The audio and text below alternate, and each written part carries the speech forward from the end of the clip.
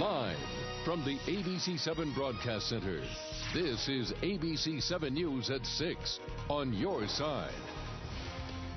U.S. service members here in the U.S. The FBI issued its strongest warning to date, alerting the U.S. military that ISIL may be planning attacks. Senior political reporter Scott Thuman is live in the newsroom with what else we're learning tonight. Scott? Well, Maureen, there's a common expression in the military to keep your head on a swivel, meaning always being aware, typically when in battle, of course. But now they are being advised to do the exact same thing here in the U.S., only online. There is the expected danger on the battlefield, but now there's one online. The FBI and Homeland Security urging active duty and even retired military members to be careful what they post. Very nerve-wracking, the encouragement by leadership to carry out lone wolf attacks against American servicemen and women.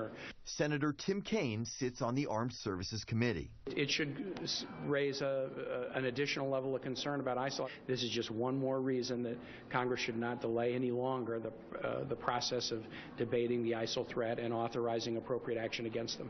The bulletin, which comes out in the aftermath of those two separate brutal attacks on soldiers in Canada, says U.S. military here at home should review their online social media accounts for any information that might serve to attract attention of ISIL and its supporters.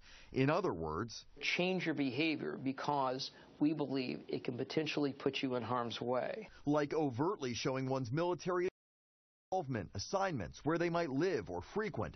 Some already now deactivating their Facebook and Twitter accounts or scrubbing them clean.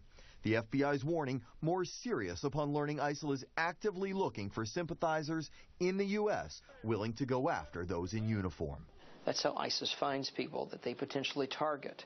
So for your own safety, for your family's safety, you need to modify your social networking profile. We've reached out to the FBI for more on this latest threat and are still waiting for other details, but the overall fear here is that the success of those attacks in Canada may have emboldened or motivated more lone wolf attackers. Maureen? Thank you, Scott.